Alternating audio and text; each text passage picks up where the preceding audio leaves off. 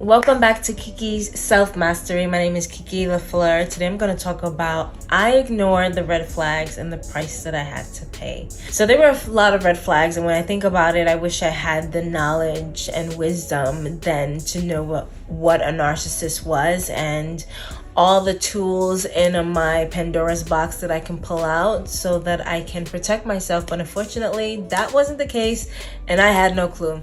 So I'm going to tell you all the red flags, not all, but I'm going to give you about 5 red flags that truly stuck out to me the most. And it actually made me question this relationship in the first place. Like I prayed upon it. Like I did everything in the beginning that I thought I could possibly do in order to avoid this relationship. But because I didn't receive the answers that I could have understood clearly, to me, it only tells me that I was meant to go through it, to be quite honest with you. So I have come to terms with that, but I'm going to share these tips with you so that you can avoid being in a relationship with a demon, okay? The first thing was my energy. I immediately knew that my energy was being zapped, and I knew that this person was, for me, it was like he was boring. That's really what it was. Like, I was like, why is he so boring? And every time I'm on the phone with him or with him in person, I just feel like I just did so much work and effort, and we literally just sat down and just talked. Like, but that's really what it felt like. It felt like I was with this boring soul that had no depth. What makes me think that it was okay to be with someone like that? Like, girl, you are bored as hell. Like, that should have been your warning, but it wasn't. It wasn't clear to me. The energy being drained from me. I was tired every single time I was around this person, and nope, not at all, not by a long shot. I still had no clue, but it was definitely a factor. It was a huge factor, because that drained my life force throughout the whole relationship to the point where I literally almost lost my own soul. And I'm not BSing. I'm not over exaggerating. Like, when someone is draining your energy, your life force, I mean, that's what it is. Like, my life force was being drained, and by the time I was done, if I would have stayed, I would not have had much life force left. Like, that's why I'm not over exaggerating. He was literally taking everything from me, literally. And because of my life force draining me, my energy was draining me, my mental health, my physical health, I started to get pains in my body that I never had before. And I'm like, what is going on? Because of his energy draining vampire ass. Okay, that's why. And it was a huge warning. And again, I prayed, but I didn't recognize the answers around me, so I ignored it. I thought that it was something that I had to go through. And even during that time, I told myself, maybe this is for a reason. Maybe it's different. I told myself that because he was a square. What do I mean by square? I hope you know what I mean by square. Do I have to explain what square means? He was a square. He was a cornball. You know what I mean? Like, he didn't have any swag to him whatsoever. And it's funny, I'm laughing because my people was like, you dating this square? When they met him. And I'm like, maybe it's good for me. You know, like, I literally had that mentality that dating a square would be better for me. And it wasn't even that he was a square that was better for me. It was more so like he portrayed this good guy type of personality. And in my mind, I was like, okay, he portrays this good guy type of personality. Maybe that's why he's so boring. And then maybe I need that. Maybe I need to be with someone that's like that. That's the excuse that I gave myself. In all reality, he was just mirroring me, mirroring my kindness, mirroring my support, my nurture, my caring self. That's all he was. He was just an empty soul. That's why I was getting the emptiness from him. But while he was mirroring the goodness from me. But I ignored it, and I told myself it would be good for me. In all reality, it was the worst thing I could have done. The other thing that was a warning for me was he hid his place where he lived. He knew where I lived, but I didn't know where he lived for almost I think it was like almost a year. And I was calling my homegirl, and I was like, why is it that I don't know where this fool lives? Why is it that I do not know where this fool lives? Because he was hiding something. What was he hiding? His ex-fiance that was living inside his apartment with him. Red flag there. Like, I know better. I know these things. That's why it was bothering me. That's why I got on the phone and talked to my homegirls, because I was like, why don't I know where this man live? Like, we're always doing activities, we're always doing this and this and that. And the only reason why he knew where I live is because I was working on a film with him. I'm an actor, filmmaker, writer, producer. So when he met me, I already made like 7 short films. When he came into the picture, that was my 8th film. He had a project, he had a script. I was like, Kayla, I'm on fire. Okay, I'm on fire. Let's work on this together. I love the idea. I love the script. Let's work on this. So that's the only reason why he knew where I lived, because it was a professional relationship in the beginning. Just like the other cast and crew that would come over to my place when I was working on my scripts and films. That's the only reason why he knew where I live. Otherwise, he wouldn't have known where I live either, because we were so close already. In the meantime, it's a trade-off, boo-boo. Okay, like you know where I live. Why don't I know where you live? And that's because he was hiding Shorty. And the only reason why I knew he was hiding Shorty was once we were together, I eventually found out where he was, because he had to go to his place and I was in a car, and he had to go to his place. So I made sure to GPS locate, make sure I was like, I know where you live. Okay, good. He didn't tell me that's where he lived, but he went to this house and I was like, that's where you live. Circle it, just in case it is. You know what I mean? But the only reason why I knew that Shorty was there was because once we were together a little bit more, she texted him and was like, leave me alone. Please stop texting me.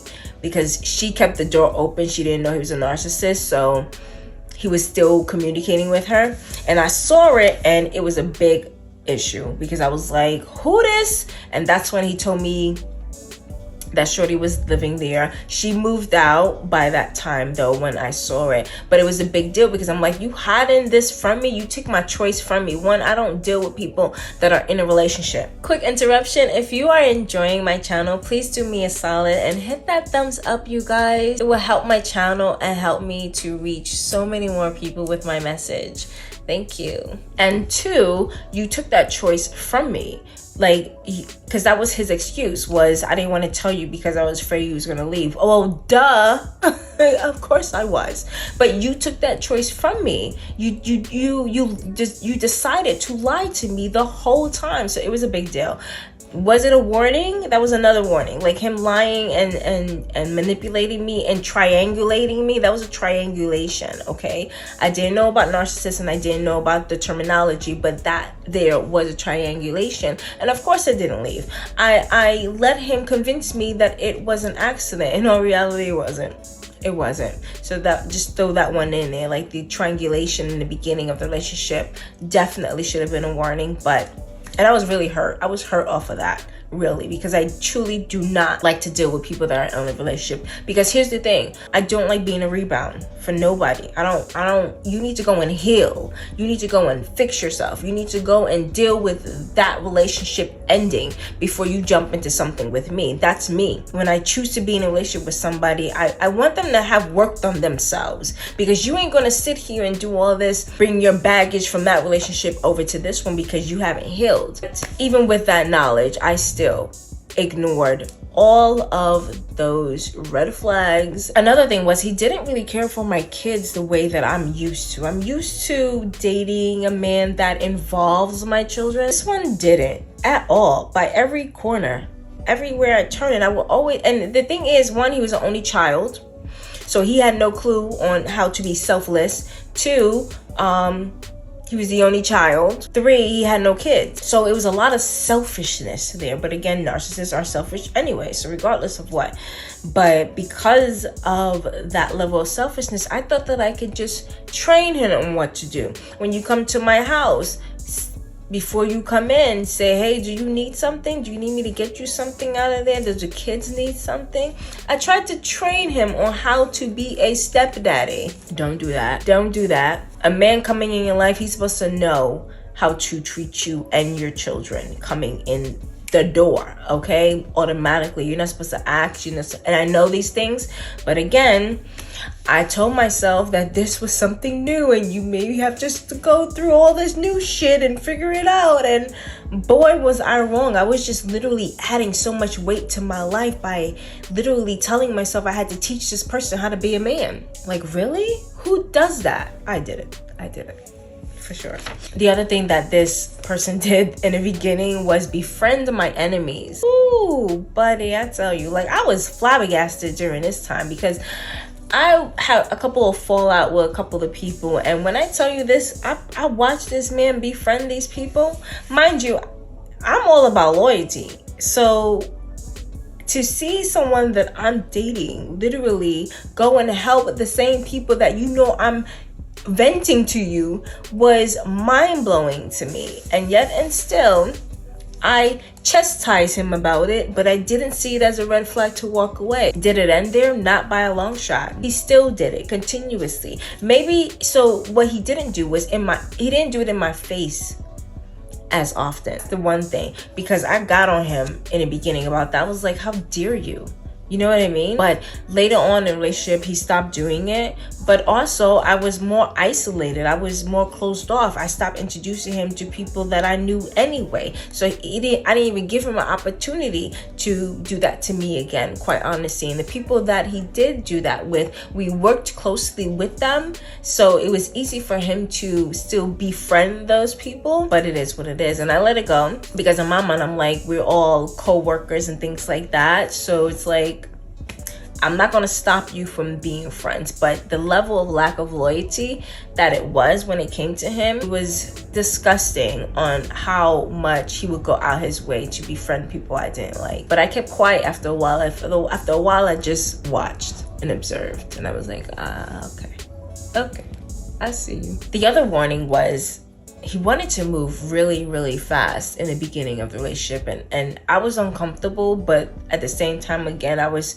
brainwashing myself, telling myself that this is all new. Maybe you need to give it all a shot, you know, do something different, step out of your comfort zone. This might be the one, you know. This was a new territory for me, so I'm going in with blinders on because I literally do not know what I'm getting myself into, and I convinced myself over and over and over again that although all these things go against everything about me, what I stand for, my values, my principles, to my core, I disregarded it all and just said, okay, let's jump into this relationship really, really fast. And the love bombing was so intense that I literally thought that this was a good man that would have been able to take care of me, provide, protect. None of that.